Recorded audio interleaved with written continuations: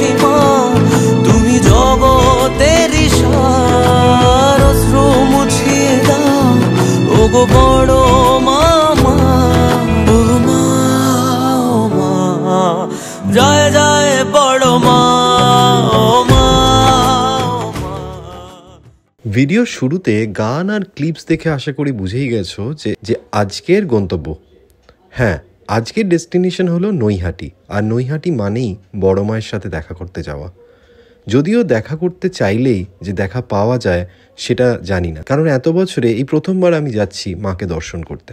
নৈহাটি যাওয়ার জন্য শিয়ালদা স্টেশন থেকে ট্রেন অলওয়েজ অ্যাভেলেবেল। ডিসক্রিপশন বক্সে দেওয়া রইল ডিটেলসটা। অলমোস্ট 1 ঘন্টার মতন টাইম লাগে শিয়ালদা থেকে নৈহাটি পৌঁছতে। স্টেশনে পৌঁছে প্ল্যাটফর্ম নাম্বার 1-এর দিকে ওভারব্রিজ দিয়ে চলে এলাম স্টেশনের বাইরে।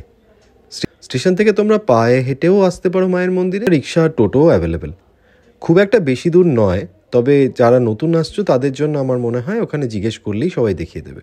যেতে যেতে মায়ের মন্দির দর্শন করলাম এবং তারপর হেঁটে চললাম পুজোর জন্য লাইন দিতে। 101 টাকা ডালা নিয়ে নিলাম পুজোর জন্য। এখানে এত দোকান আছে, সো এটা নিয়ে ভাবার দরকার নেই যে কোন দোকান থেকে ডালা কিংবা ফুল কিনবে। আসল জিনিস হলো মনের ভক্তি।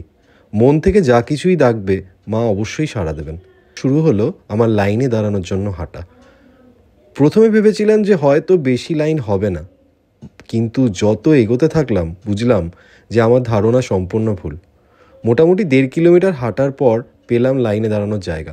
যদিও বারটা ছিল শনিবার, শুনেছিলাম মঙ্গলবার আর শনিবারই বেশি ভিড় হয়, বাট ভিড়টা ব্যাপার নয়। মায়ের মহিমা এরকমই যে প্রত্যেক দিনই বহু দর্শনার্থী বহু দূর থেকে এখানে আসেন।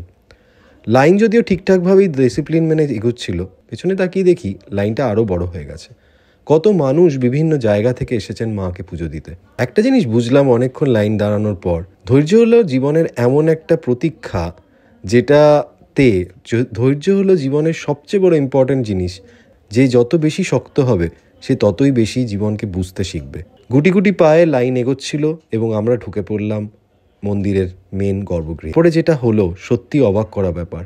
অসংখ্য মানুষ একসাথে মাকে ডেকে উঠলেন এবং তাদের প্রত্যেকের হাতে ডালা রয়েছে, সবাই প্রণাম করলেন। এই প্রসঙ্গে বলে রাখি, অনেকেই এখানে ভিডিও বা ছবি তুলছেন, যদিও সেটা মানা, কিন্তু সোশ্যাল মিডিয়ার যুগে সব মানুষই নিজের কাছে একটা ফটো বা ভিডিও মায়ের অবশ্যই চান।